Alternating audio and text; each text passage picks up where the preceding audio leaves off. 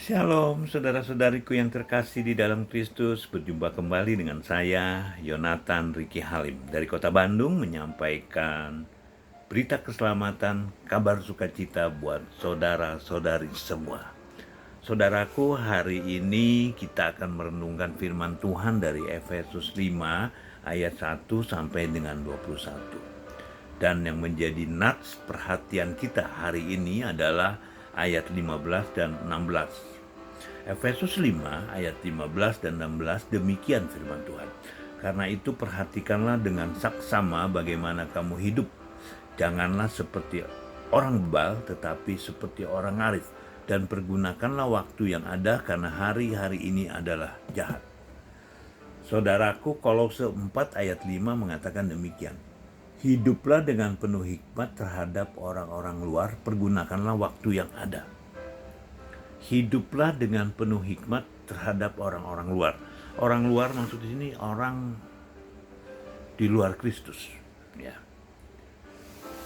Di ayat 15 tadi diingatkan, karena itu perhatikanlah dengan saksama, dengan teliti. Ya. Bagaimana kamu hidup, kita hidup. Janganlah seperti orang bebal, tetapi seperti orang arif. Orang bebal tuh orang yang gak bisa diingetin. Orang yang gak bisa dinasehatin. Orang yang gak memiliki kerendahan hati. Tidak mau dikoreksi. Bebal. Ya. Bandel. Nah, kita diingatkan, jangan seperti itu. Dan pergunakan waktu yang ada, karena hari-hari ini adalah jahat. Saudara boleh perhatikan hari-hari ini. Kita lihat bagaimana di zaman akhir ini begitu banyak hal yang digenapi apa yang tertulis di Alkitab. Saudara, di awal Efesus 5 pasal 1 mengingatkan, ayat 1 mengatakan demikian. Sebab itu jadilah penurut-penurut Allah seperti anak-anak yang kekasih.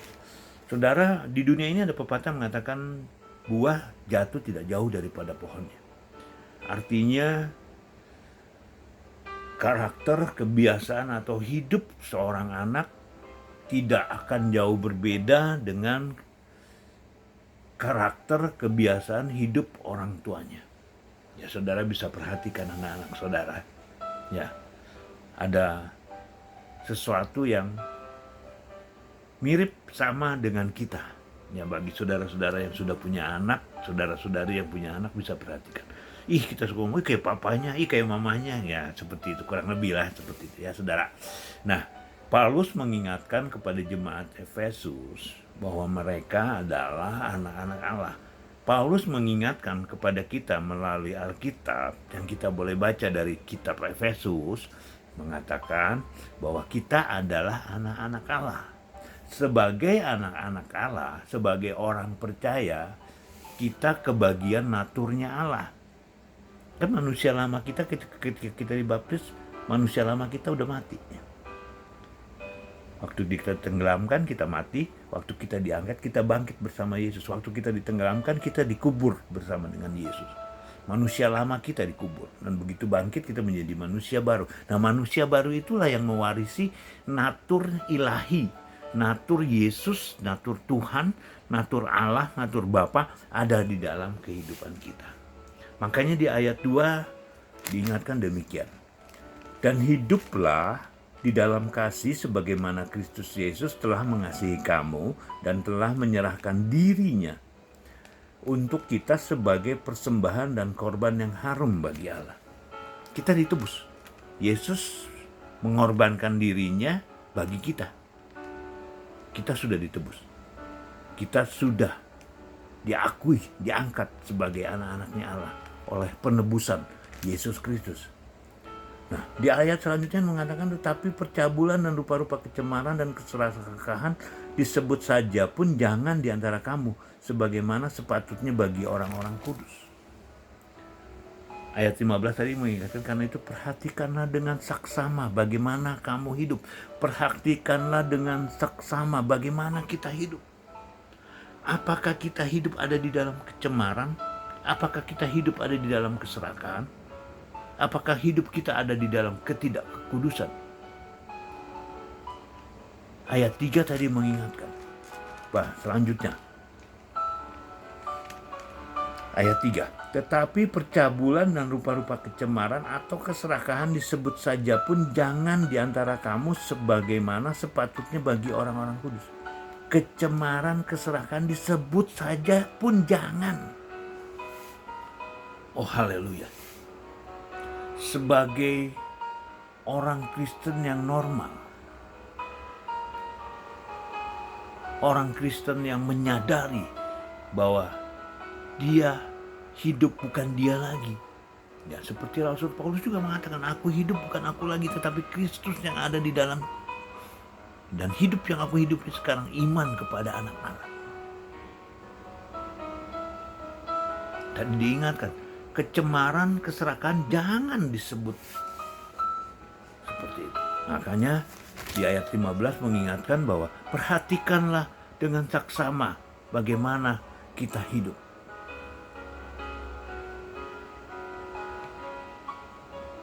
Saudaraku, sebagai orang percaya, ada hal yang tidak boleh dilakukan. Ya, percabulan, kecemaran, dan keserakahan, juga perkataan-perkataan kotor.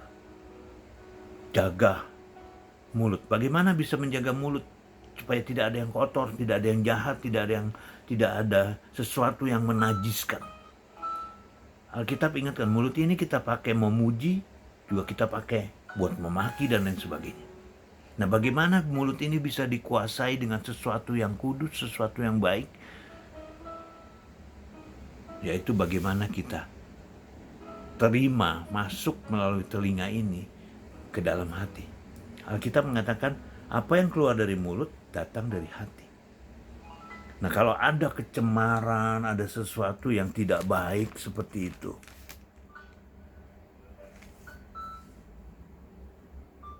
karena hati kita dipenuhi dengan sesuatu yang tidak baik. Nah, itu tidak boleh menjadi seperti itu. Karena kita sudah dibaharui, kita sudah dibenarkan, kita sudah mati. Bagi mereka yang sungguh-sungguh terima Tuhan Yesus sebagai Tuhan dan Juru Selamat, pasti berubah. Ada proses perubahan yang terjadi di dalam kehidupannya. Ngomong-ngomong yang kotor-kotor kayak begitu, kayaknya udah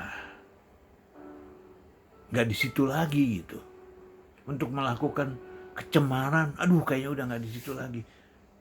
Saudara, diingatkan di ayat 5 dikatakan demikian. Karena ingatlah baik-baik, tidak ada orang sundal, orang cemar, orang serakah, artinya penyembah berhala yang mendapat bagian di dalam kerajaan Kristus dan Allah.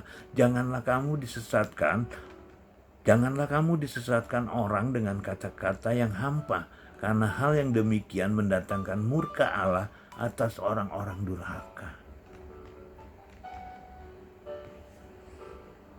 Mengerikan.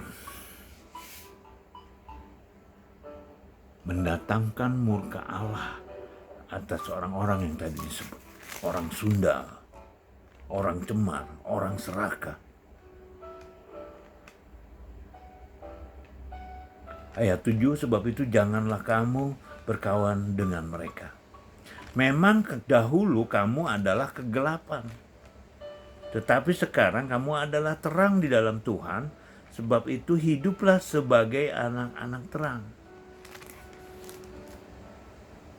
Ayat 15, karena itu perhatikanlah hidupmu dengan saksama. Perhatikan saudara, periksa diri, jaga hati.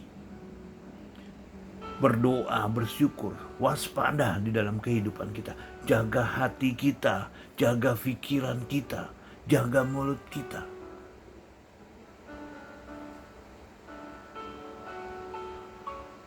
Jangan lakukan lagi hal-hal yang cemar, hal-hal yang tidak baik. Janganlah seperti orang bebal, tetapi seperti orang arif. Dan pergunakan waktu yang ada, karena hari-hari ini adalah jahat. Perhatikan saudara, perhatikan hidup kita. Pergunakan waktu yang ada, waktu yang singkat ini untuk menjadi serupa dengan Kristus.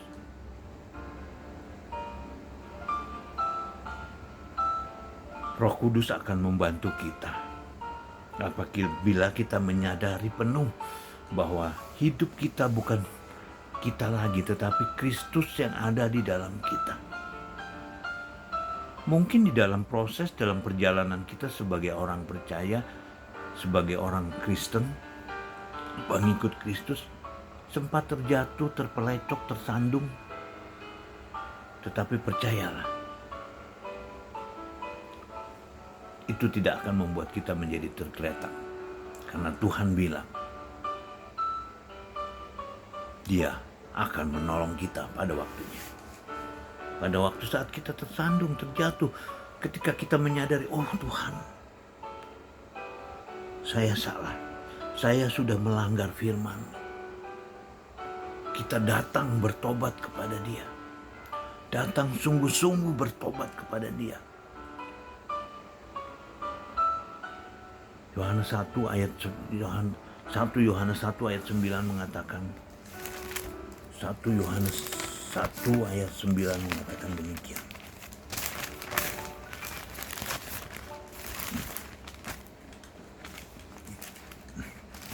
Yohanes 1 ayat 9. Sebentar saudaraku. Demikian firman Tuhan. 1 Yohanes 1.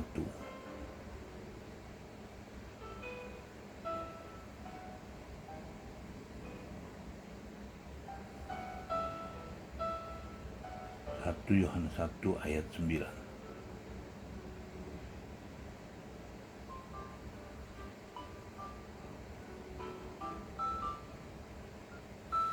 Jika kita mengaku dosa kita, maka Ia setia dan adil, sehingga Ia mengampuni segala dosa kita dan menyucikan kita dari segala kejahatan.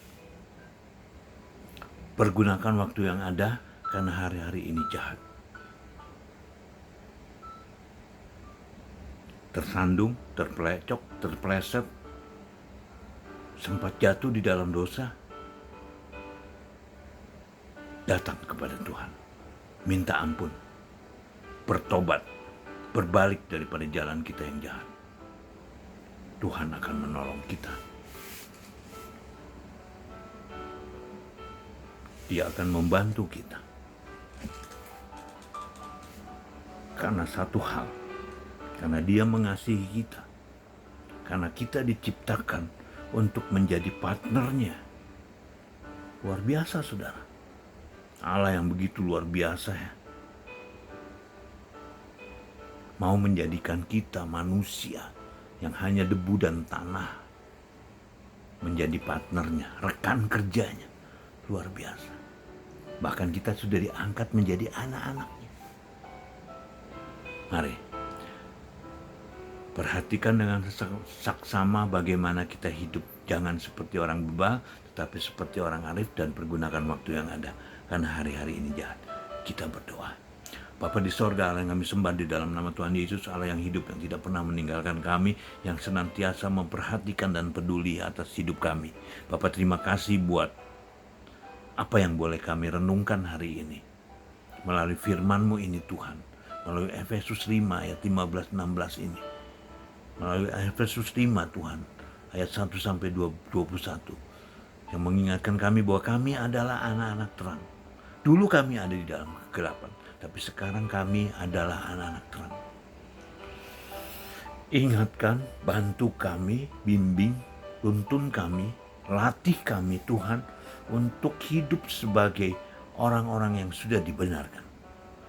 Orang-orang yang menerapkan kebenaran firman-Mu di dalam hidup kami Tuhan. Ampuni kami kalau kami sempat jatuh. Ampuni kami Tuhan kalau kami sempat mengabaikan firman-Mu. Hari ini kami mau kembali datang kepadamu. Memohon ampun. Memohon kasih-Mu Tuhan.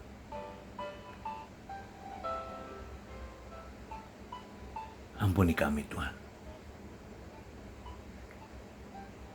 Biarlah kami boleh mempergunakan waktu yang ada sebaik-baiknya Tuhan, untuk tetap hidup di dalam Engkau, bertahan sampai kesudahannya Tuhan. Terima kasih Tuhan Yesus, kami serahkan hidup kami sepenuhnya ke dalam tangan-Mu. Di dalam nama Tuhan Yesus, kami sudah berdoa dan mengucap syukur. Haleluya. Amin. Terima kasih saudara-saudariku sudah bergabung bersama-sama untuk merenungkan firman ini. Mari kita pergunakan waktu yang ada, karena hari-hari ini jahat. Saudara boleh perhatikan apa yang terjadi hari-hari ini. Apa yang terjadi hari-hari ini. Kasih semakin memudar, kejahatan semakin meningkat. Bahkan perbuatan-perbuatan amoral semakin dinyatakan, saudara. Digenapi apa yang tertulis di firman Tuhan. Hari ini, saudara bisa perhatikan. Dunia ini sedang menuju seperti Sodom dan Gomora. Bertahan, saudara.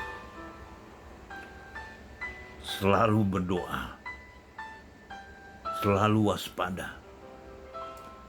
Periksa diri, jaga hati. Tuhan Yesus memberkati.